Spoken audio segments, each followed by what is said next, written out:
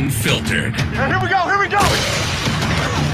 A Houston football podcast for your Houston Texans. All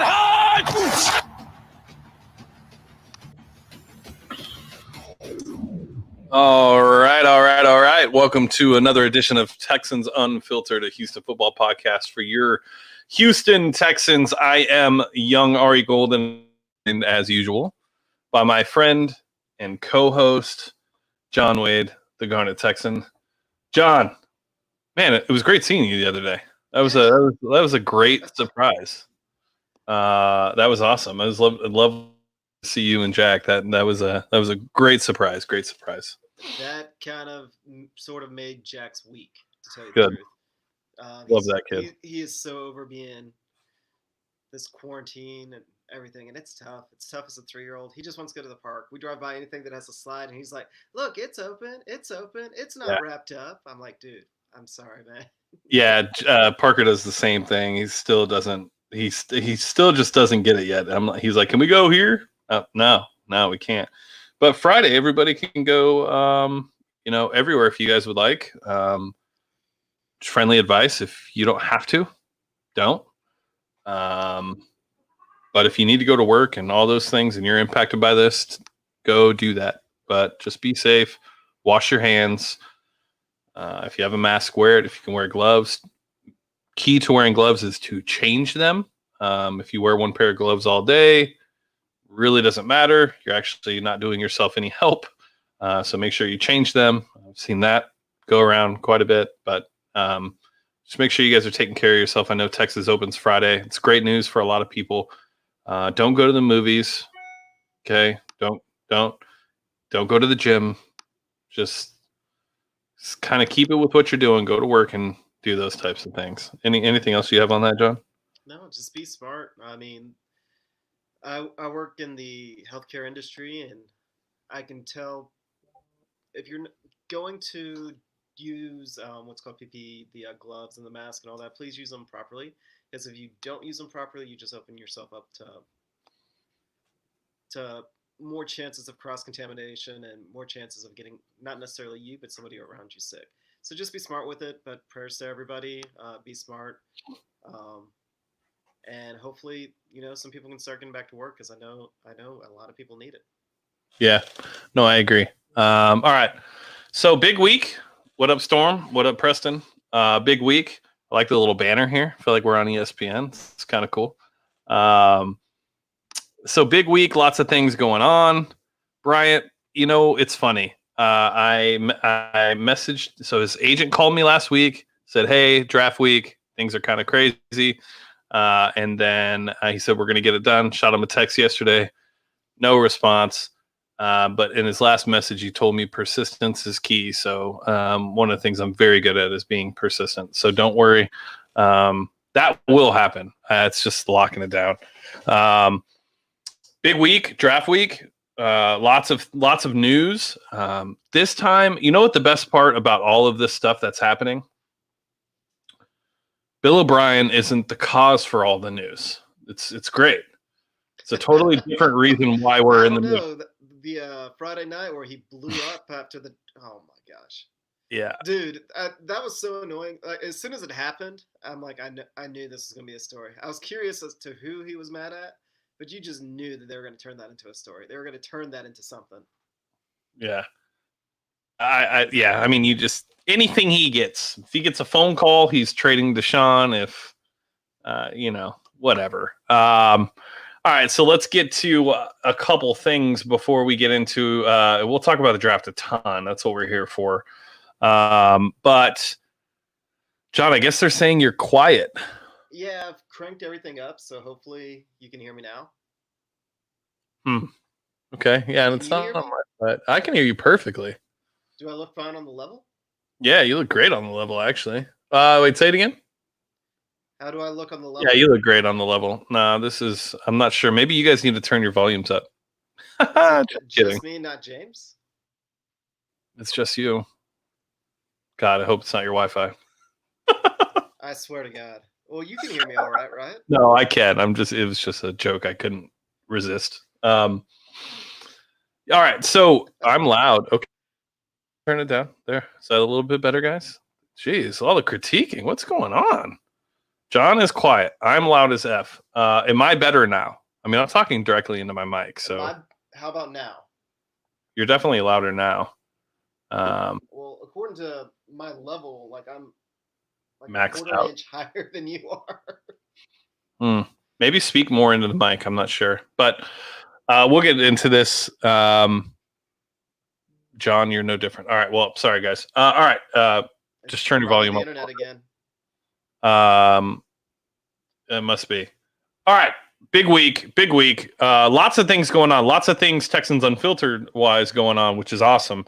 Lots of new things. We brought on one writer, Hugh Texans Draft. He was on the draft coverage with John. Super excited to bring him on. Smart kid, really knows a lot. His real name's Dylan. So he's going to be covering you guys, giving you guys access to everything that is draft related. So about like it'll be starting August and September when college football rolls around.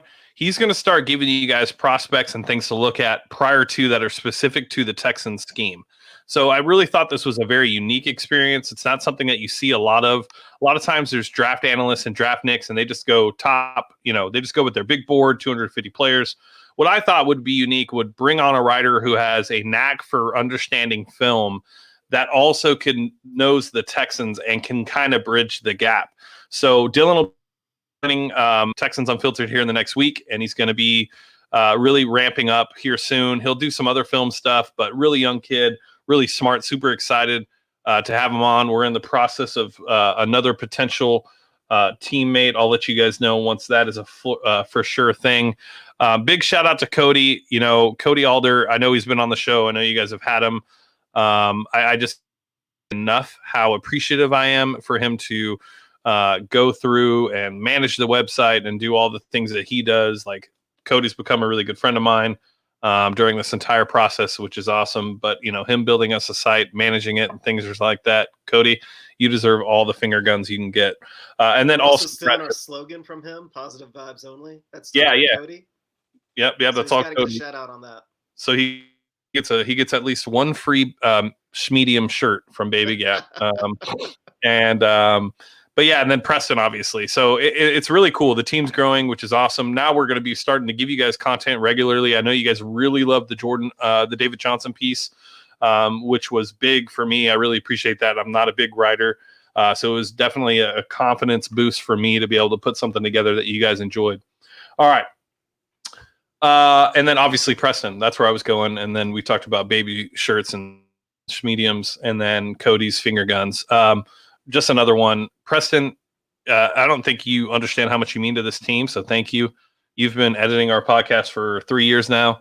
That's late nights until about 1 or 2. Just wanted to say thank you. One of the things that we love about what we do is the fact that we're a team and we all support each other and we all work together. We all have one goal. And that's really the coolest part about bringing other people on, is being able to support that vision as they are very like-minded and things of that nature. So boom, finger guns to Preston. All right, now to the news. The news. Okay, so before we get into the draft, let's stretch it a little bit. All right, Deshaun Gibson cut. I don't like this move. I'll be perfectly clear. I think this is a very bad move made by the front office. And I think Gippy is like this amazing safety. It's that we have nobody else on the roster that can do what he did. We have a bunch of Justin Reid clones, and then now everybody wants to sign another one in his brother Eric Reid, who plays the same style of football. We don't have a safety that can cover. Yeah, that's an issue, and I'm not confused. It's kind of interesting. If you go out there and you read the comments, the guys that are analytic guys, like Rivers, for example, they are absolutely just saying that it's a terrible move. The defense was better when he was on the field versus the DVOA numbers. Like, he was positive DVOA. He was DVOA is just, for those of you not familiar, it's it's a fancy way of them kind of measuring value above replacement. With Gibson on the field, apparently the defense was just better than it was when he was not. Now, if you look at the guys that are coach speak, they talk about he was overrated on the tight ends last year, and he just didn't look right all year. Bad angles, was not as good on coverage as he has been in the past, which leads people to start to speculate a little bit more that it was more than just a Travis fracture in his back. I mean, he was playing with broken bones in his back, so that was probably more serious than they were letting on. And the timing of it states that it looks like it was something with his physical, possibly. And again, that's all speculation. To me, it's kind of eye opening because I was sure we were going to take a safety in the draft, and we didn't take a safety in the draft. And I don't necessarily like the move based on what he has been, but based on what he was last year, I can kind of understand it, especially if he's hurt worse than everybody's letting it on. Yeah, I think Footballer 503 is on to something, and I tweeted it out earlier today. So I agree 100%. I think a lot of it has to do with the fact that Bill O'Brien just wasn't on board with bringing Tashawn Gibson onto the roster. And so he's kind of making his presence known still, and letting people go that aren't on a part of what he wants to build. Now, a lot of people, did he want Roby? Well, he had a choice to add Roby and sign him to an extension this offseason or not. So obviously he did want Roby. So a little bit different. I also think I was asked this question: is there a chance that we re-sign him, very similar to Vernon Hargraves? No, from a financial standpoint, it makes no sense. I think it was $4.3 million in dead cap. It was either 3.4 dead cap and 4.3 saved, or 4.3 in dead cap, 3.4 saved. Either way, because of that, if we sign him for $2 million, we really only saved $1 million. So it just doesn't seem like a move that I think would happen. Yeah, it's what's interesting to it. I'm going to dive deeper a little bit into the Brian Game versus Bill O'Brien. This was a little bit of a philosophical argument. When we were coming out after the Colts game, everybody was saying the biggest weakness on the Texans defense is they could not cover tight ends. So Gibson comes in because that's what he was supposed to do, is cover tight ends. Whereas Bill O'Brien was apparently very, very upset that we did not resign Tyrann Mathieu. Tyrann Mathieu could not cover tight ends. Tyrann Mathieu does better when he was just, when he's just out there creating havoc. Essentially what he did for the Chiefs this year. That's when he gets to actually be free and just wreak havoc. That's what he does. Yep. Gibson is essentially a big corner. And it wasn't so much that Bill O'Brien was trying to do a power move, I believe. It's like he didn't think that he needed that type of player, that he had a different plan that Footballer 503 also pointed out, and that's Lonnie Johnson covering tight ends. Because prior to that, and prior to Gibson, and prior to Mathieu, remember, we used to always have, that was where our cornerbacks in training, like the AJ Boyes, they would cover tight ends before they moved on to receivers. Yeah. Yeah, no, I'm also wondering if there's a chance that Lonnie moves to safety full time. With the addition of John Reid, if he can earn that slot position, and we have Roby and Conley on the outside, Vernon as depth, and Keon Crossan as depth, Lonnie could do it at times, depending on the formation. I don't know. There's got to be a plan, because every time we think that there isn't a plan, there's a plan. Yeah. And so, I pointed it out in my pre-draft article that was part of the reason I think that the Texans took a chance on Lonnie Johnson. In a perfect world, he gets his hip fluidity fixed, and he gets a little bit better at that. He turns into a great cover corner, a great man corner. In a less than perfect world, and he's still stiff, and he still plays the ball better when it's in front of him, he's going to be a great free safety. Like, he's just had that ability to fall back into another position. And if he falls back into being a free safety, and he plays with an aggressiveness that he actually fits that mindset of the Texans where they want both of their safeties to do everything. Like, he could actually do that. I really think he could. I agree. He was physical as all hell on Kelsey the first time they played him. Well, Second time, he was hurt. I don't know. A lot of people don't know that, but if they listen to the interview, they would understand that he on the blocked punt, he tweaked his ankle, and he could not step on it fully. And so when he was covering Kelsey, he couldn't get as physical as he wanted to be. But either way, no, I mean a move of Lonnie, I'd feel comfortable with. I think I think the team and the person and the team that matter, or the coaches on the personnel side, really Bill O'Brien now, I think they realized that with Kareem, they probably realized that they lost a lot of time with Kareem on a very productive player. Lonnie's very similar to Kareem, a little more physical, definitely has more of a skill set in covering in general, but it wouldn't be something I would be opposed to. I think it would be an ideal situation and be best for Lonnie Johnson. He could play that single high safety role that we don't have, and he could cover tight ends and things of that nature. So I mean, it's one of those things. If you just kind of start to look at how the cornerback group is shaking up, it may make more sense. We're not sure yet. It's still a long time to go, but the way that the season ended and the way that Lonnie was playing towards the end, that may have been a decision that they decided to go with, and they don't have the camps to change their mind anymore. So whatever they decided at the end of the year is what they're doing. Yeah. Now, that doesn't mean that it's forever. It could just be for a year or two. I mean, we still have to fill in our corners after this season. So Lonnie Johnson may play safety this year. The year after that, he may be moved back to corner. It depends, and that's the flexibility that the Texans kind of look for. Yeah, I think there's another player that potentially could move to that role, and that's somebody we'll get into later. But I think John Reid potentially could fill that role as well.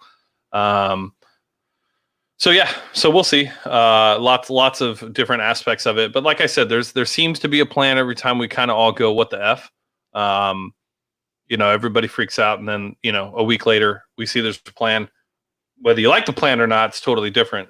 It's just the lack of a plan right now that we're all trying to fumble and understand. But football or 503, I agree. I wasn't a big fan of Tyrann Mathieu here, and last year I didn't think he was great. I think he had some moments, but I don't think he was great.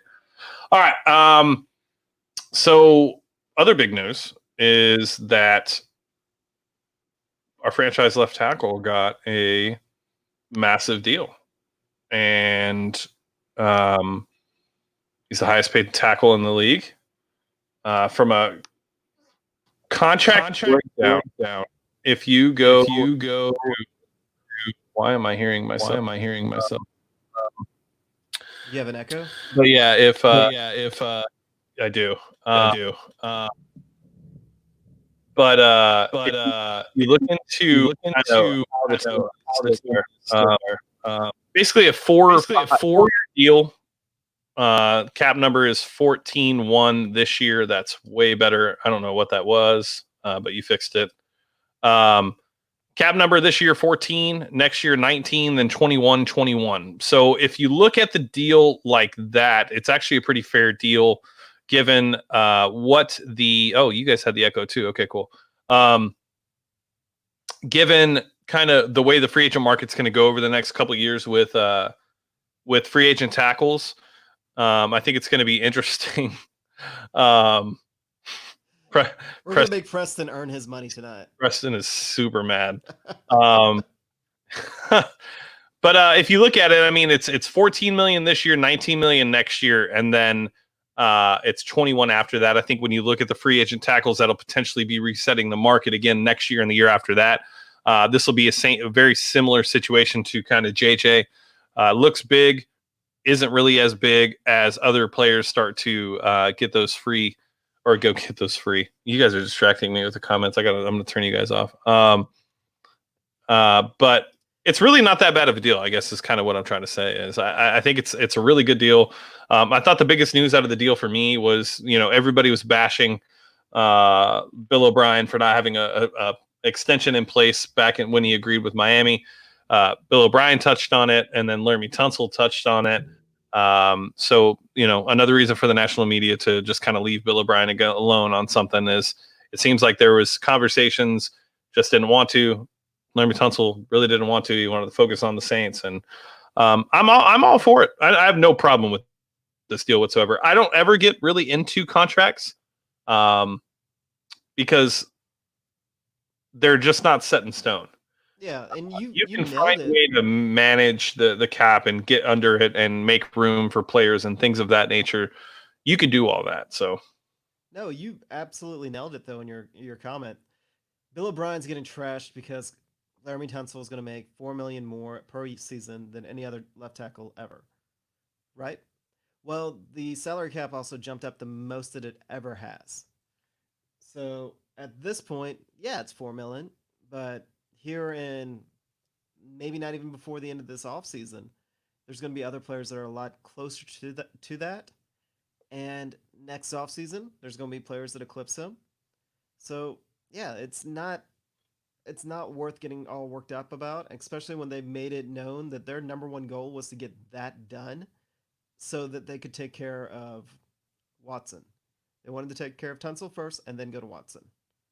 Yeah, and it's going to go up again. So yeah, it's not a bad deal. People that are sitting here trashing the deal, it's a lazy take. You're basing it off last year's numbers, and as we've learned, you can't do that anymore. Look at what happened with Hop.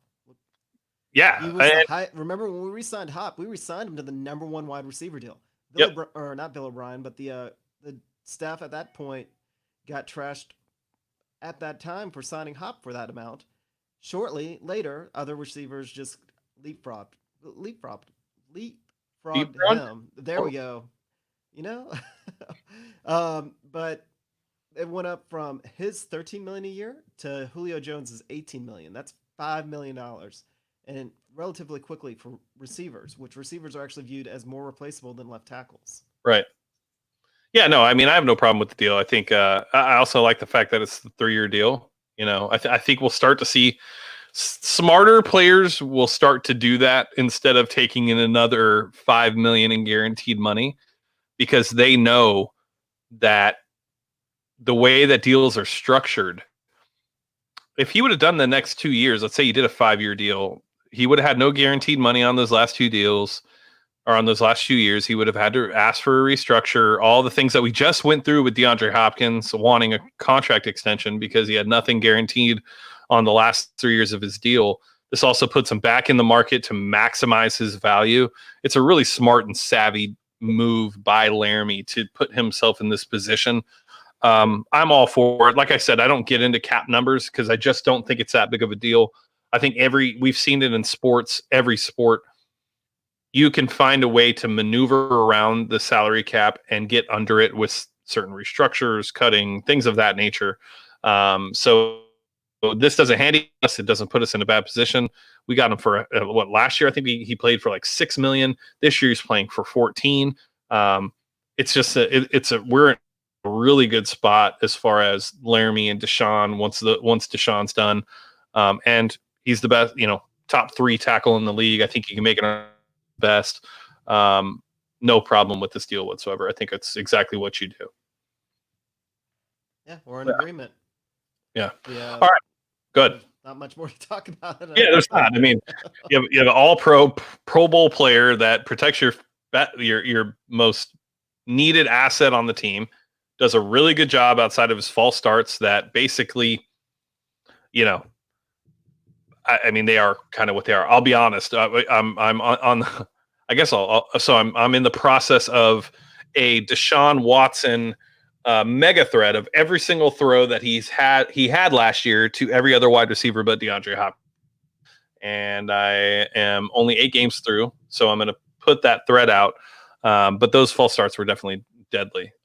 They came at the worst times that they could have possibly came, but no issue. You'll still take it. So, all right, let's get into what everybody's here for. So we had the draft on Thursday night. Really, we picked Thursday night. People didn't realize it, but we picked Thursday night. So we're going to go through all our picks, and we're going to discuss that the Texans had this last 4 days ago. I thought it was a really good draft overall. I think the experience was really cool. I really hope that they maybe start to incorporate some of these other aspects of it. I think GMs really enjoyed and coaches enjoyed being with their family. It's a big night if you think about in the grand scheme of things. You're adding players to your roster. It's kind of cool to be able to be at home when they're never really at home with football operations, doing things. The back patio that Bill O'Brien seems to make sure he mentions in every single interview, which is just super strange to me on why he brings that up every time, but sure. But I think it's cool. And I hope they start to kind of add some of those wrinkles from this past draft into that.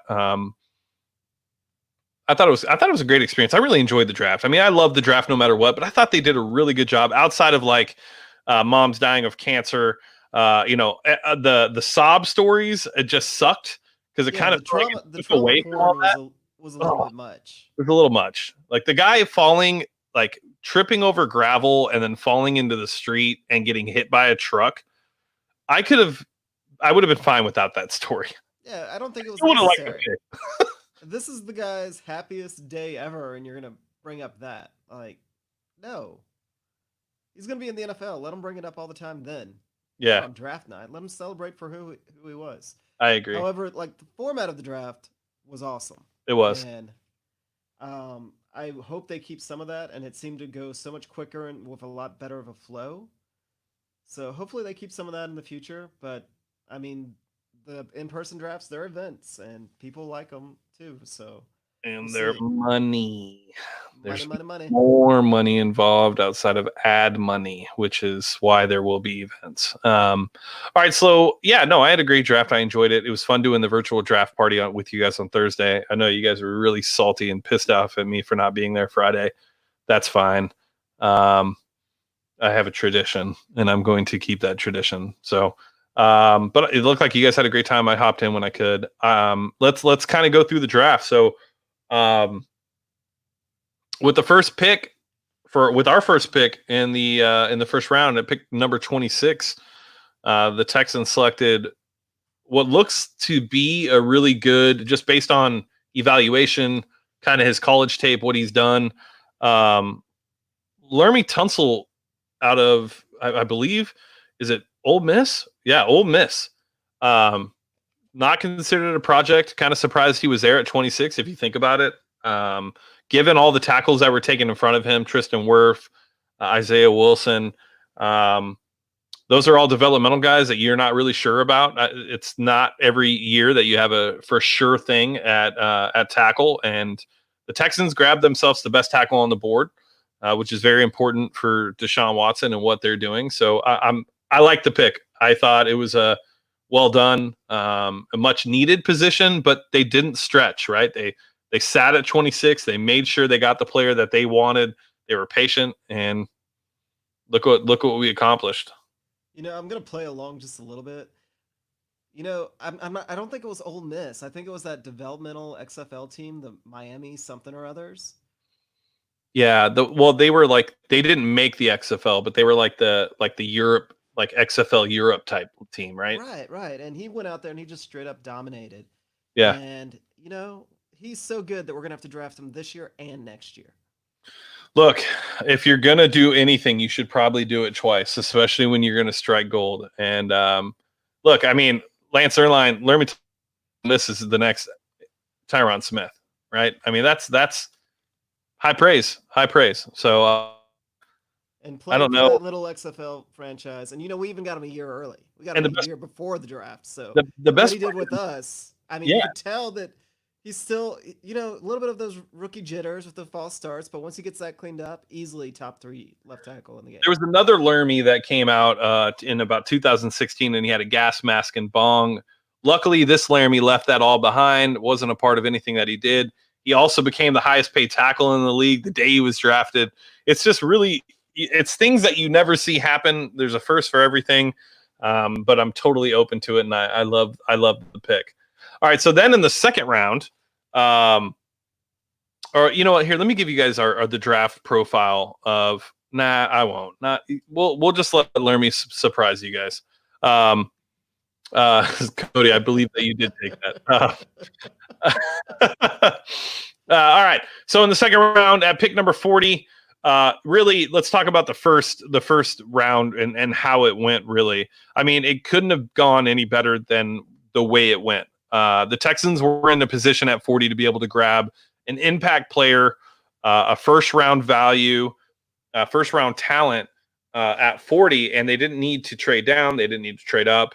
They could stand pat and take a player. I honestly, with what I think it was 5 tackles in the first round, 4 quarterbacks in the first round, 6 wide receivers in the first round, and I believe 6 cornerbacks in the first round, maybe 5. That's the most ideal situation given the Texans' current needs for us to be in a very nice position at 40 in the second round. I'm just gonna say that it's so nice not to need a quarterback. Oh, man. So the reason a lot of these very gifted players got pushed down into the second round and left us in such a great position is quarterbacks are always going to go in the first round. The quarterbacks this year, really not that great, but they still have to go in the first round. The best one as a backup. Thank you. Yeah. I mean, really, sincerely, thank you. Like, we lucked out, and on top of that, when you look back, we got our quarterback was the 12th pick overall. Just because of stupidity of overthinking things. And, I've even been guilty of that myself. I'm not going to say that I'm not. But we got a quarterback that was 12th pick overall that if he was in this draft, there shouldn't have been any debate about him being the first pick overall. He would have been number 1. And then, we get a guy at pick 40 who honestly should have been a first round. Honestly, he really should have been. And he dropped all the way down to 40. Bill O'Brien didn't have to go and do any crazy trades. Now, there's a lot of people that may not be quite enamored with Ross. But, he's a very talented player that deserved to be a first-round pick. Thankfully, he was a second-round pick, and we got him. Yeah, no, I think when you look at the draft, like I said, there was a ton of players on the board. Could have went safety. Could have went corner with Jalen Johnson. Could have went Esperanza. Could have went Zach Bond. Could have went Marlon Davidson. Could have went Neville Gallimore. Could have went anywhere. They really could have. There was no wrong pick on the defensive side of the board at that point, and they did an extremely good job. So they landed Ross Blacklock, which you guys have heard me talk about specifically a lot for the last 2 weeks. He was my number 3 defensive tackle in the draft behind Kinlaw Brown. I love his hands, very violent. So I thought that we'd go over kind of Dane Brugler's kind of summary of Ross Blacklock. 2-year starter at TCU, Blacklock was the nose tackle and head coach Gary Patterson slanting multiple front. Highly recruited out of high school. His college career didn't go quite as planned, missing 2 seasons and starting 2 seasons. But people didn't need to know his jersey number to spot him on the Horned Frogs defensive line. As son of the Harlem Globetrotters legend, Blacklock checks the boxes for size, core strength, and athleticism. Firing off the ball to win early or make himself small through gaps, he displays contact balance and length at the point of attack. Although his shed and pass rush techniques are still a work in progress, overall, Blacklock doesn't get home enough on tape, but all the traits are there with his blend of size, quickness, and power to develop into a disruptive presence, projecting as a versatile lineman who can play anywhere from the nose to the 5 technique. Yeah. Pretty much my biggest concern with him is I'm not entirely sure where we're going to play him. And then I saw his age. So when they first threw up his stats, he was under 200 pounds. He was like under 300 pounds. He was 290. 6'4", 290. Little tall, a little light to be a nose tackle, especially in a 3-4. So, and that was everybody's initial reaction is he's coming in to replace DJ. We're drafting a player to replace DJ Reader. Well, I not get home because we can't leave to go anywhere. But after the draft, I actually pulled it up and looked a little bit more at him. If he plays, he could come in next year and play defensive end, and he can play opposite JJ. I'm not entirely sure who's going to play nose, and that's a discussion for another podcast. But he can just step in and he can play defensive end. His game already matches that. He would do very good as a 3-4 defensive end if we're staying with the 3-4. If we go to a 4-3, I think that the sky's the absolute limit with him. If we do more 4 down linemen, not necessarily a traditional 4-3, it could be like a 4-2, or there's a couple of different hybrid schemes out there that we could switch to that I think he's going to survive in. But as long as we're not asking him to go nose to nose with a center and 2 gap, I think that he's going to be a great, great player. However, here's the thing. He's only 21. That's the biggest piece. So if he's actually going to grow into our nose, he's got time. He's young. He's got a lot of time to grow. So he could potentially grow into that role. Yeah, I think it's going to be interesting to see how he is utilized on this defense. But with Timmy there, you can have him play nose on 3rd down. I think there's a lot of different things that he could do. But we'll see how they do it. It's all dependent on what the scheme looks like too. So we'll see. But I really like the pick. I really think he has a lot of potential. I see a lot of people kind of floating around like a Moby Okoye, Travis Johnson type, like basically comparing Blacklock to that. Those guys were those two were completely different than what Blacklock was in college. He's from Houston, has a father who was an athlete. I just think his story's a little bit different. I also think he just plays the position quite a bit different. Very violent guy that really has the ability to just continue to develop. And I'm high on this pick. I really thought it was a great pick. I thought the Texans overall I thought they had a great draft. I know there's one pick that we'll have to discuss. But outside of that. No, what I like about Ross most of all is he's going to develop. Even if he doesn't develop, he comes in, he can play. He's already good at shooting double teams. He's got a very low natural center of gravity. Yep. So he may not grow into the guy that you need to push the line of scrimmage in a 3-4. However, if you need a guy to add some juice to our pass rush, he's going to be able to do that from the interior. Which is what we need. When you look at the offenses now in the NFL and you look at these quarterbacks, they're a lot more athletic than what they used to be. Having that star defensive end was really a need up until about 4 or 5 years, around 2 to 3 years ago. But once these athletic quarterbacks came into the league, you really needed to push the pocket and force them out and disrupt their throwing motion and get after them that way. And we've never been able to do that. I mean, everything has always come from the outside, and there's a reason why these quarterbacks are able to slice this up, because the good quarterbacks can just step up and make the throw.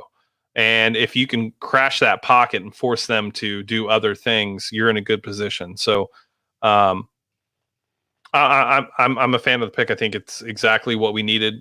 Whether it was him, Gallimore, either one I would have been fine with. So yeah, I like the pick. I think it's good. I think he's going to be an impact guy immediately, and I think that was a big part of why he was taken. So, and at the same time, I mean, when we look at what we did with DJ Reader, he was a 5th round pick, came in and developed, and now he's the highest paid lineman or defensive tackle in the league. Nothing tells me that this will be any different for everybody that talks about Okoye and Travis Johnson. That was a completely different coaching staff. So just something different circumstances. Okoye, systems. Young, he was newer to football, where with Blacklock, he comes from a family or professional. I mean, his father played for the Harlem Globetrotters, but that's still professional. He's used to the grind. He knows what's going to be expected out of him. I think that he's actually a very safe pick at 40 with a lot of upside. And what else can you ask for? Safe with upside? That's what you're going for, and that's what he is. Yeah, and they basically got a 1st round pick at 40 because of the way that the draft fell. So it really worked out. All right, so let's get to the next guy. So after that, it's interesting.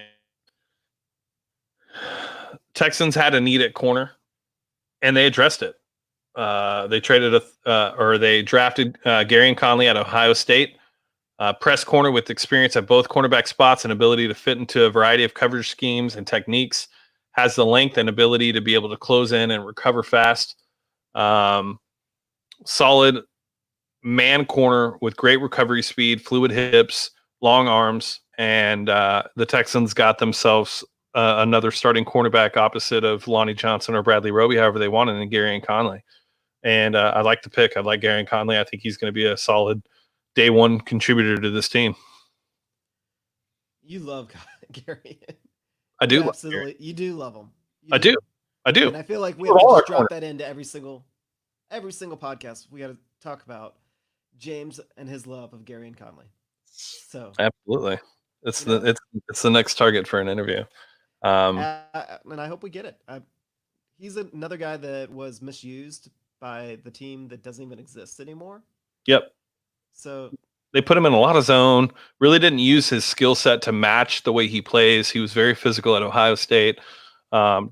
Great speed. Like I said, very fluid hips. But his recovery is really where he shines. While he'll look like he got beat, his ability to recover and still make a play on the ball, whether it be a deflection or anything else, he's just really good at it. And I really think I love Gary Conley. I do think it's going to be interesting to see how the fifth-year option aspect works. I know we just picked up Deshaun's fifth-year option. I really hope that they consider picking up Gary Conley's fifth-year option, because if not, then you start to wonder, was that move right? Because if you're gonna give up a premium pick and a third-round pick and not pick up his fifth-year option, which I think is like 11 million, 10 million maybe. It doesn't matter. We have the money for it. Yeah, it makes no sense. And when you look, it's just got to be one of those situations where they're trying to negotiate something long term with them. Maybe that's why it hasn't been announced. That's got to be why. But when you look at our depth chart, it's 11 million, but it's not end of the world. I understand Vernon Hargreaves, letting him go and come back, because we're not going to pay 11 million for him, not for VH3, but for Gary Conley, we definitely will. And it's worth it at that point. Oh, James, you froze.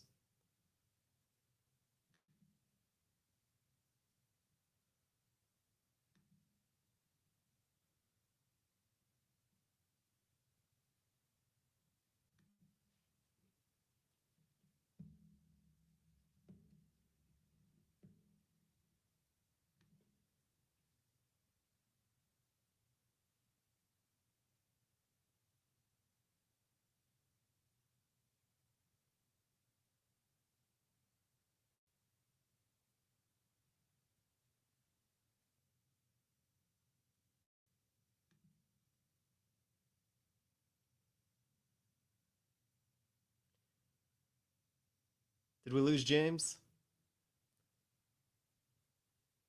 We definitely lost James.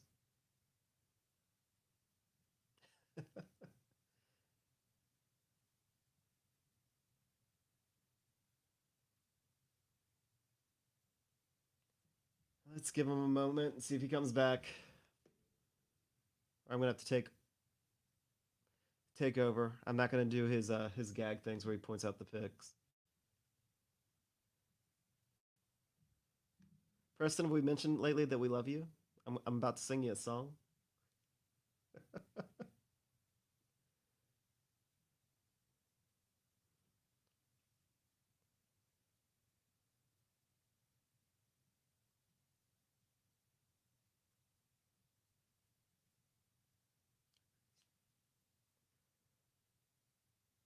Yeah, for the cornerback group, we have Roby, Lonnie, Conley, Reid, Hargraves, Gaines, and then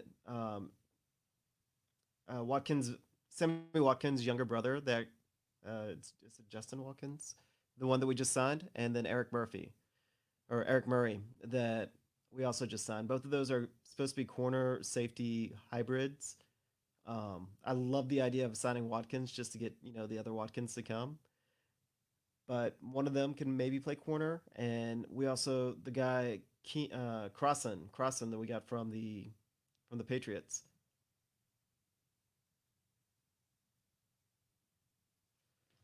And I think that's our entire secondary at this point. I'm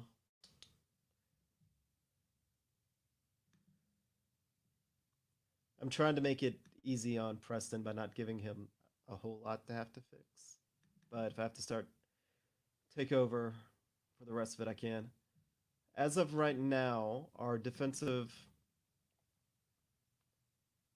in the secondary, we would have Gary Conley, Lonnie Johnson, Philip Gaines, Eric Murray, Michael Thomas, Shalom Luani, Justin Reid, Eric Murray, Jalen Watkins, Jonathan Owens, Bradley Roby, Keon Crossan, Anthony Chesley, and Cornell Armstrong. Armstrong was that other guy we got from the Dolphins, I believe. Then, of course, you got Vernon Hargraves and John Reed.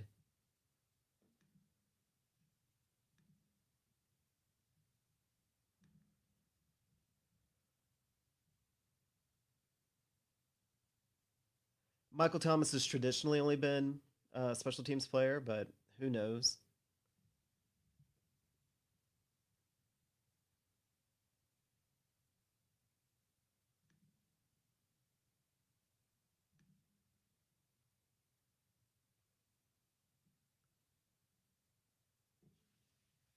Jonathan, typically, if they had mini camps, I would say that they would, depending on what's going on. With Lonnie, if he looks like he can play outside corner effectively.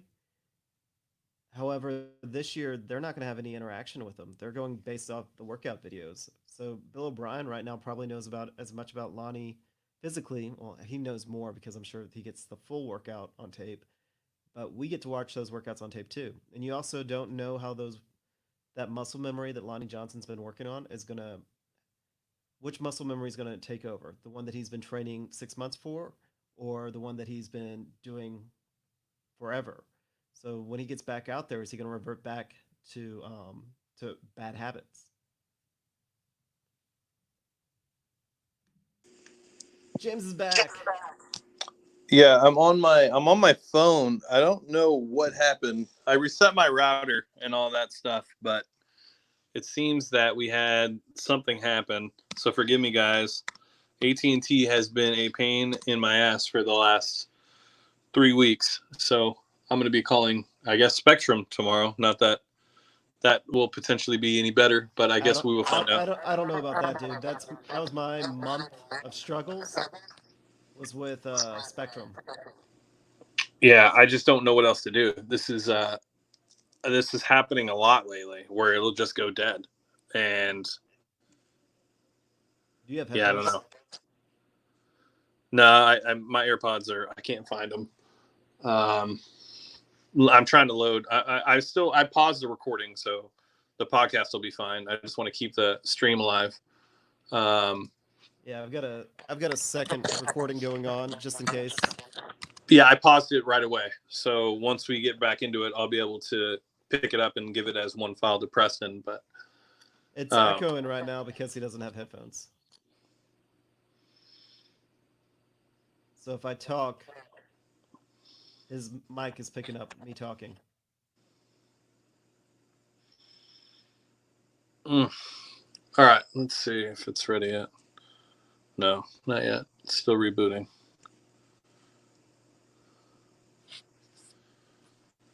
There's no reason to talk. There's no reason to talk about Colin yet.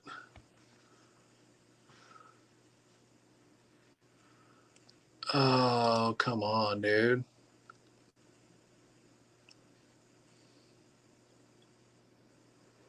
I have no idea what is going on.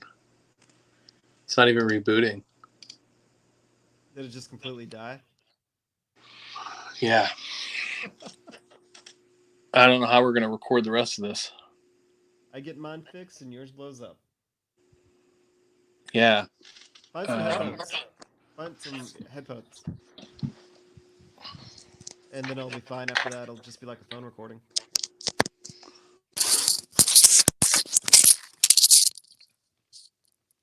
You still have your... Oh, there you go. I don't know where my AirPod Pros are, but this will have to work. Oh, that'll work perfect. It's already better. Let me see if I can add. Let me see if I can add. I don't know if I can add Bluetooth at this point of the recording. Let's find out. Because if so, I can just. I'll just send. Preston may just have to wait a little bit longer on mine, but he'll get mine. I'll just send mine. Do you have to work? Do you have to work tomorrow? No, I'm off. Okay, so you'll be able to get it to him tonight. Yeah, I can get it to him tonight. Okay, Not cool. a big deal. Okay, All right, cool. let's give him like 5 seconds of silence so he can find the break point.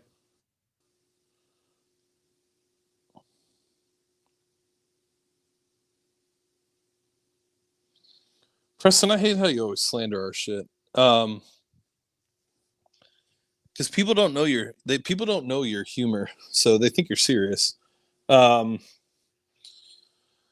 right, so Gary and Conley. Yeah, I think as far as the 5th-year option, I think it's going to be very interesting. I would assume that they're going to pick it up. I don't know if they're working on a long-term deal just because he only had 8 games with the team last year. So I don't know if they're going to wait and see what else he can do. It's a tough spot for a player to come in and really make an impact and understand the scheme and kind of your roles and responsibility mid-season. I expect Conley to be even better than what he was last year. So if anybody liked what he did last year, which there's a lot to like, I think he's just going to be better this year. So, yeah, I mean, that's really about it for me. I can't pull up my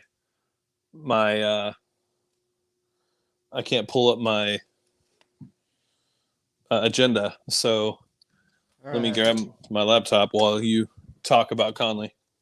No, pretty much we're in agreement with Conley. They better keep him. I can see a world where they don't because we also just lived in a world where Hopkins got traded and Gibson got released. So we can definitely all see a world where they don't keep him. They mess up this fifth-year option, but my gut feeling on it is there's no way they do that because he is currently the best corner on the team. Now, for our next pick, that was Jonathan Greenard. Is that how you spell it? Greenard? Yeah. Grenard? Grenard. All right, he is age 22. When we first picked him up, I was actually incredibly nervous about this pick because he was actually a grad transfer from, I believe, Louisville to Florida. So usually guys that are graduate transfers and they're position players, that's usually a bad sign. Typically, it's guys that are not drafted this early, that they're drafted much, much later. However, I actually did a little bit more research on him. He's only 22, so my first fear was he was like 23, 24. But he's only 22, so he's still young, and he was an absolute beast for the Gators. There's a lot of analysts out there that have actually said that this was the Texans' best pick of the entire draft. He's not my favorite pick, but I mean, he's a solid pick. Again, another solid pick. Bill O'Brien did not screw up the first 2 picks this year. He is most likely going to be a true Sam linebacker. That's strong side, regardless if it's a 3-4 or 4-3, which means he's kind of the off-the-ball linebacker that gets to do everything. This is what Whitney Merciless would routinely play when Clowney was here, and Merciless would disappear when he had to play Sam. Grenard actually is a more traditional Sam. He can actually do it. He's not He's not going to be the top pass rusher. He's not going to be the top coverage linebacker. He's not going to be the top tackler, but he's probably going to be the second one on each one of those. And that's exactly what you want out of your Sam. Yeah, no, I would agree. I like Grenard or Grenard either way. I think he brings a really good, a lot of like when I look at the outside linebackers, specifically with Whitney Merciless, Jacob Martin, and Duke Etchafor, Brennan Scarlet. The weakest link on this defense is Brennan Scarlet, unfortunately. Okay against the run, not much of a pass rusher, not very good at setting the edge. I wouldn't be surprised if Grenard comes in day one and takes Scarlett's job. He's good at all those things. And I like the pick. I think when you look at the pick, when you look at the value of the picks that we had, if you just took an average, there was a tweet, and I wish I would have saved it, but if you look at the average picks, they did it for all 32 teams, and you took where all the draft analysts had them, they averaged out like their value spot, like pick wise. And Grenard, I believe it was 72. It was in the 70s is where he was at, and we got him at 90. And this actually happened with every single player.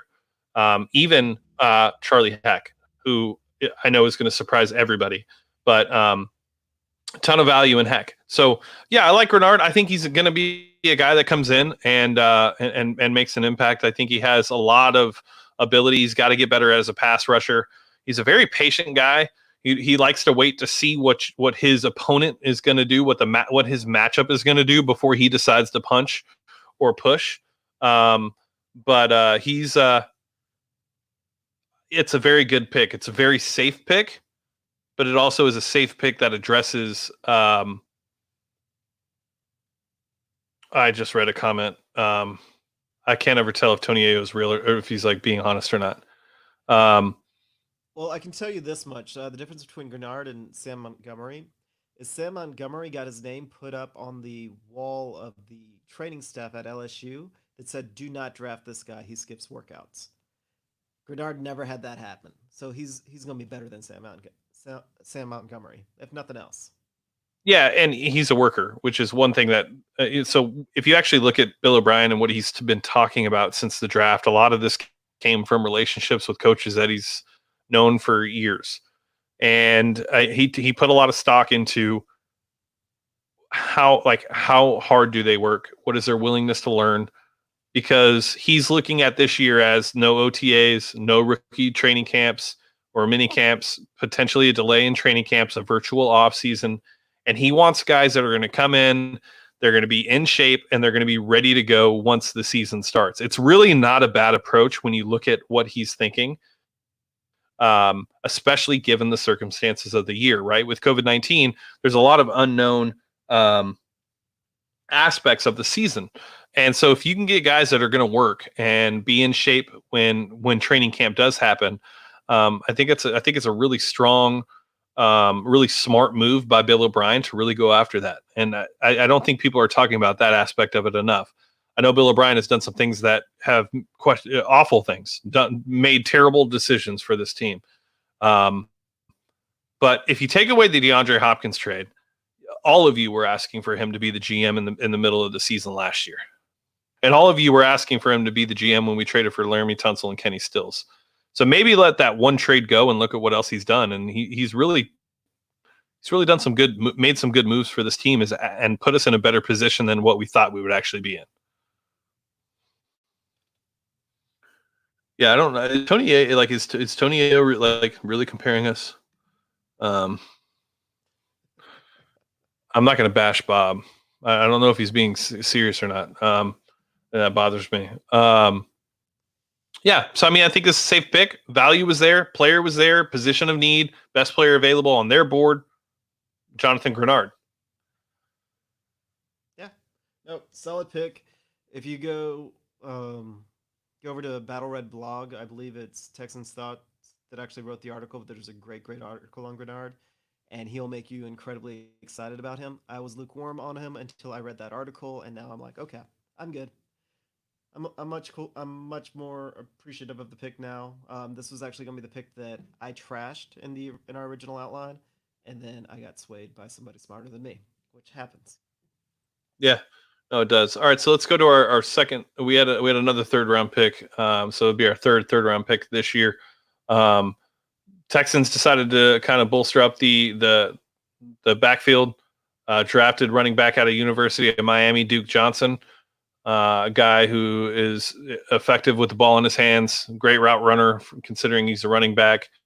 Very effective runner, and I think he's going to make an impact day one. So Duke Johnson, University of Miami. Only good things happen when Duke Johnson touches the ball. Only good things happen. True.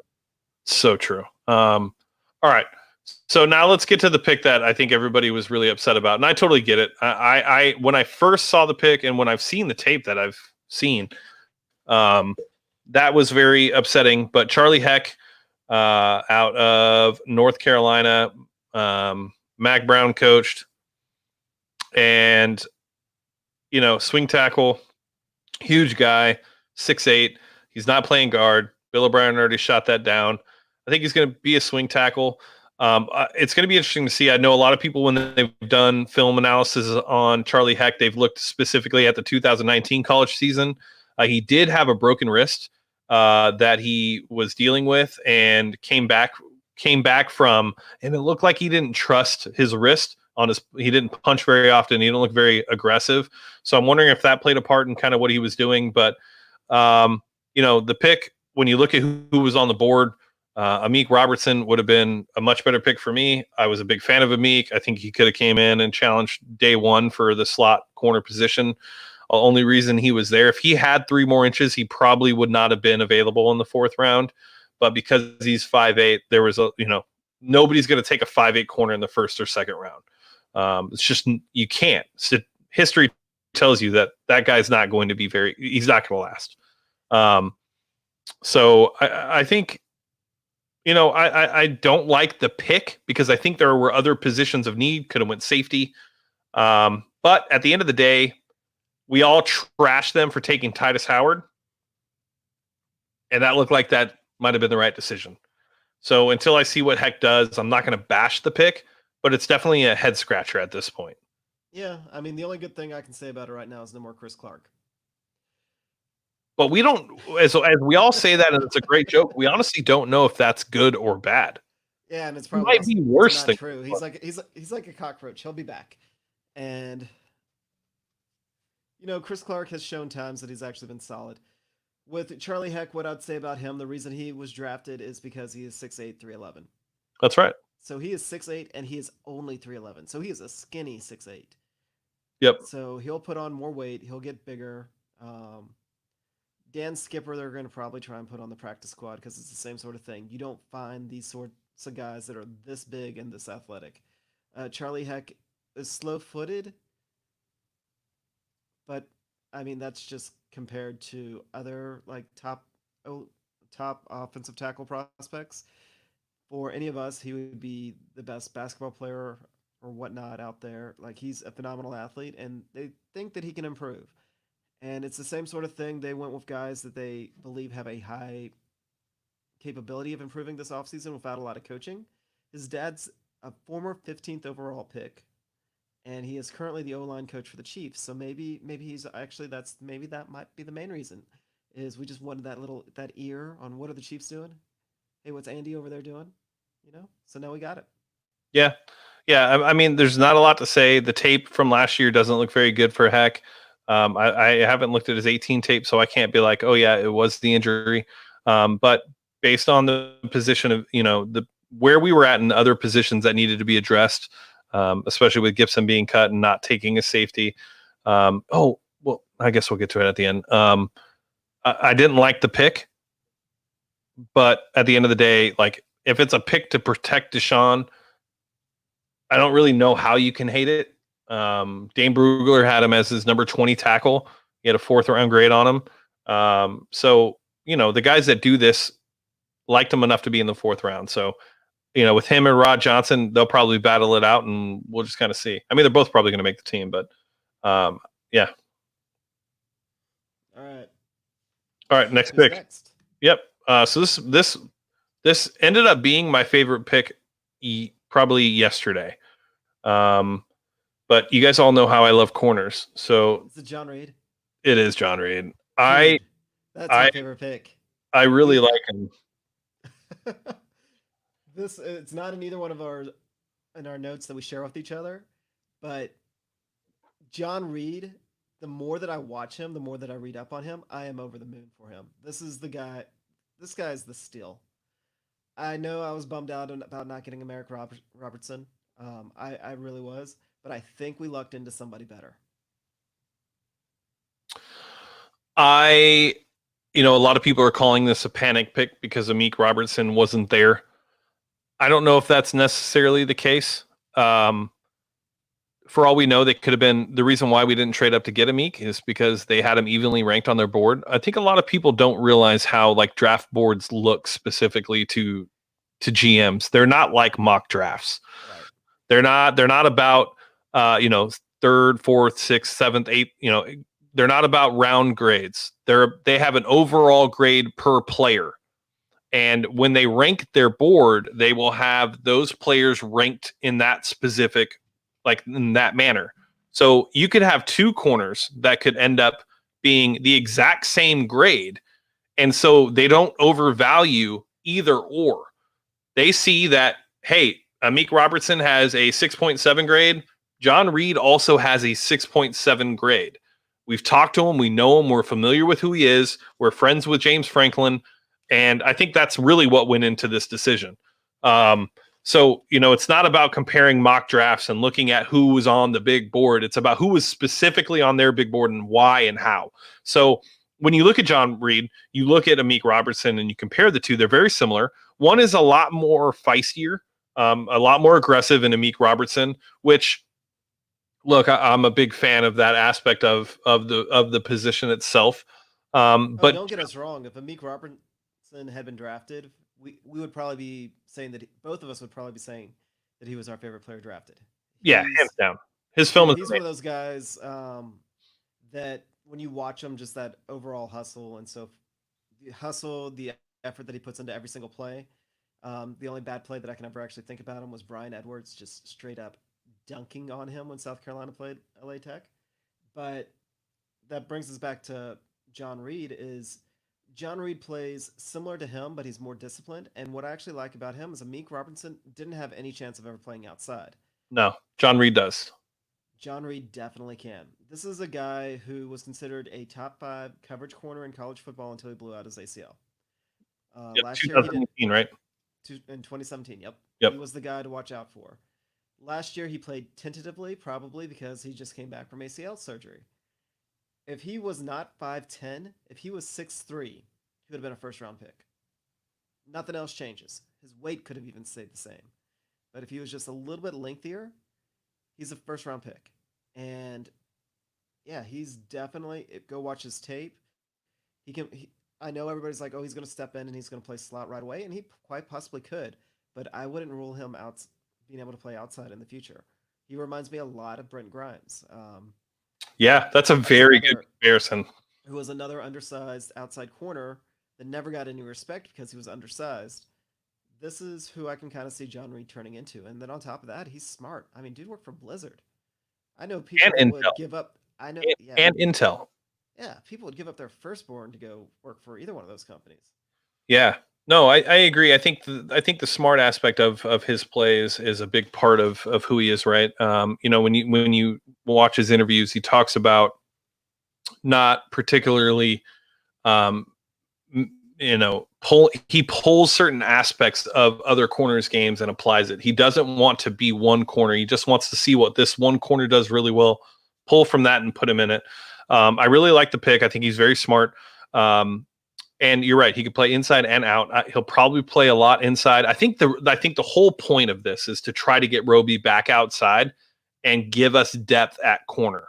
If he can take over the slot position and you have Gary and Roby and Lonnie coming in sub packages, you're in a much better position at cornerback depth than you were before the draft. I like John Reid. I think he's smart.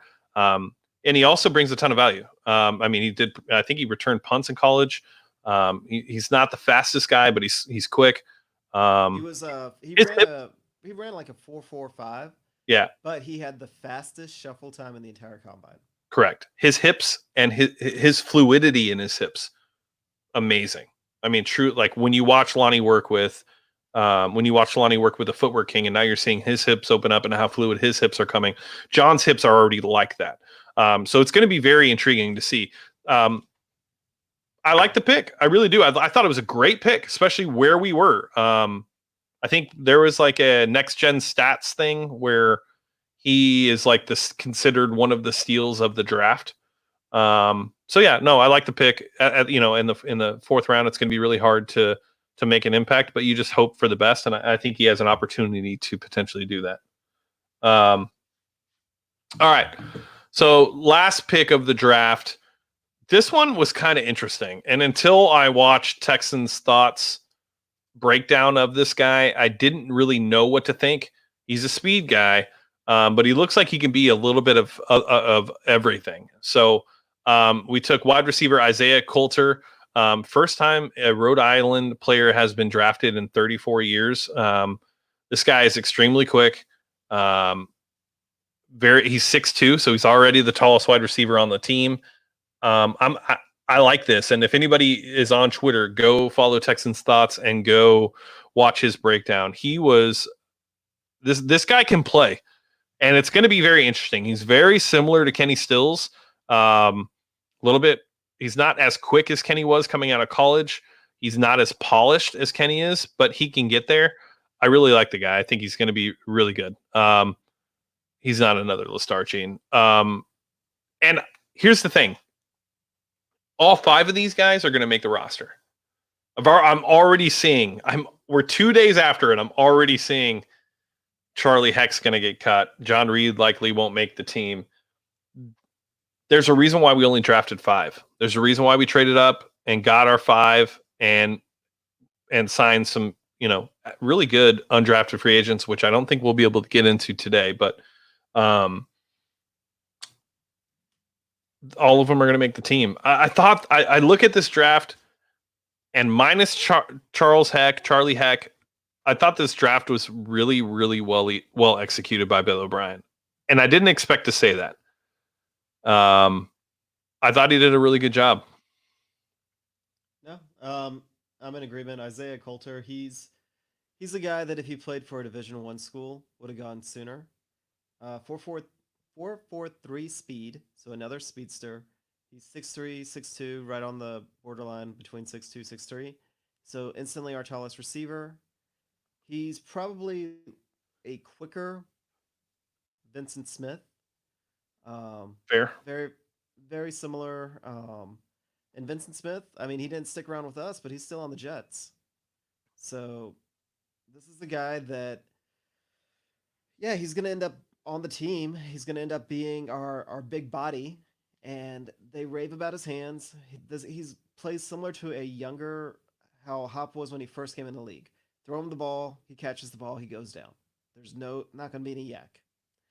No yards after the catch. But, he's got a chance to kind of grow in. He's only 21 years old, so he's a kid. Like, he's a baby by NFL standards. And can't teach speed, can't teach height. They've got to just try and put 15, 20 pounds on him over the next 2 years, and then he could potentially be a very good receiver. And for a 5th-round pick, what else could you ask for?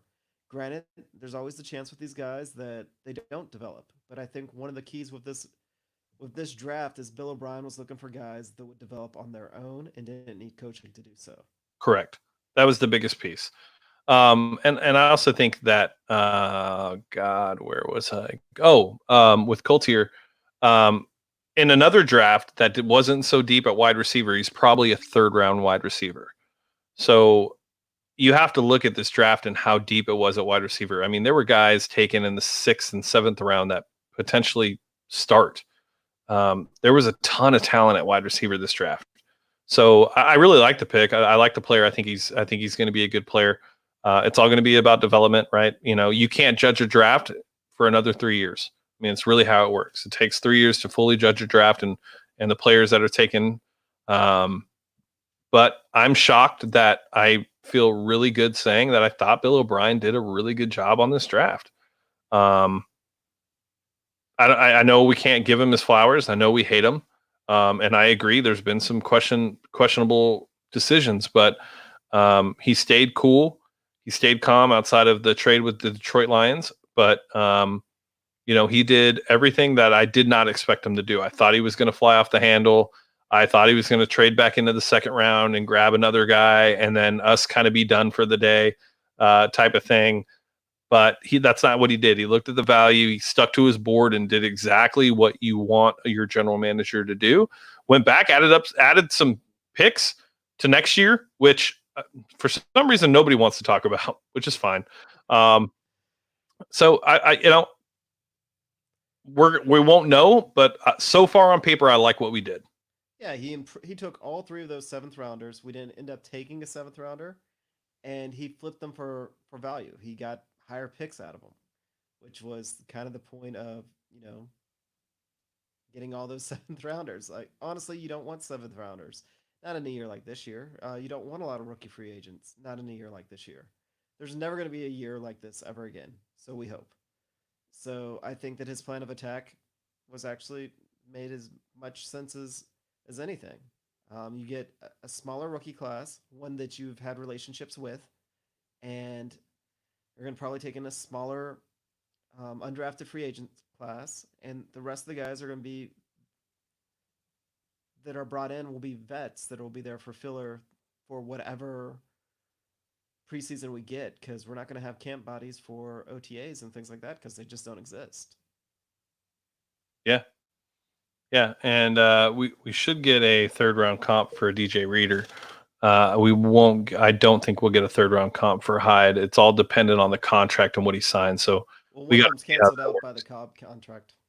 But I don't think about that. I don't think the Reader pick is canceled. No, we would have gotten 2 based on. Ooh, No, that's it's just agreement. Reader. So right now the Cobb contract should cancel out a comp pick. Isn't it by value of contract, right? Yeah. I mean, DJ blew the Cobb contract off the map I'm just doing this based off of recent just- knowledge. not off recent knowledge, just off the top of my head. Like I haven't researched it. I haven't double checked with anybody, but just off the top of my head, I'm pretty sure that we're not going to get a comp pick next year, entirely because of the Cobb contract. Okay. I could be wrong, but I'm pretty sure that's how it is. Maybe we'll fail Cobb on a drug test of some sort or There get you a go. DUI in week 13, so that way we can still get the Reader comp. All right, we'll do some research on that. Outside of that, like I said, I thought the draft was good. I thought it was fun. It was definitely in the escape we all needed from the world that we're in currently. Huge event, really fun to watch. Shame Tons we of can't do it talent. again next week. I know. I wish we could. Outside of that, I guess real quick before we go, favorite draft by a team this year. The Ravens kind of sort of killed it. I was gonna say, yeah, it's the Ravens, hands down. They do it every year too. It's kind of sickening. Yeah. It's just amazing how the draft board worked out for them, and then the players they get on top of that. Like Queen and Dobbins. I hate it. And then Yeah. Who thought that there was a chance Bill O'Brien would take a running back at 40? Oh, I definitely did. Everybody put an F in the comments if you thought there was a chance that Bill O'Brien could potentially take a running back at 40, given everybody that was there. I was so scared. I mean, I was so scared. I thought, God, there's a good chance that this happens. It would have been a quality running back too, based on who It was would have there, been. But man, I'm so glad he did it. God, me too. Yeah. No, the draft was fun. It was great. I think I really enjoy it. It's one of my favorite things. You know, now we're kind of at the dead period. I think we have the schedule release potentially next week. I think May 4th. After that, it's virtual off-season workouts. You know, if this curve is really flattened and we get back to some normalcy, you know, maybe training camp in a month or two. But outside of that, it's going to be very quiet out of NRG for the next couple of weeks. So, you know, I just downloaded. Go light your JJ Watt candle and hope that Trader Bob does something again, because we could. We need something to talk about. Yeah, for sure. When if not, I just downloaded Marvel versus Capcom for the first time in like 10 years. Oh, nice. Which one? It's the newest one. I guess they've been making new ones, and I didn't know that. Oh, really? So they made one in 2018. So I downloaded that. So I'm super excited to go play that. Yeah, I don't know. We'll see. We'll see what happens. But you know, 3 days of fun. It was great. We'll be here next week either way. We'll find something to talk about because that's what we do. If you notice, that's why we still have the undrafted, and then we also have the consistent grade, or the consensus grading on our draft. I'm sure we'll deep dive into that, and you know, eventually we'll get around to Cullen. Maybe we got a long off season, Preston. We'll get around to him. We're gonna have the colon cast. There you go. All right. Well, with that being said, thank you guys for tuning in. Make sure you guys hit that like and subscribe button on YouTube, Twitch, You can follow us on Periscope and Facebook. Outro will take care of the rest. With that being said, stay safe out there. Make some good decisions. I am Young Ari Gold signing off for Texans Unfiltered. We'll catch you guys next week. You're going to have to end the broadcast. I don't have the outro is not going to play through for you.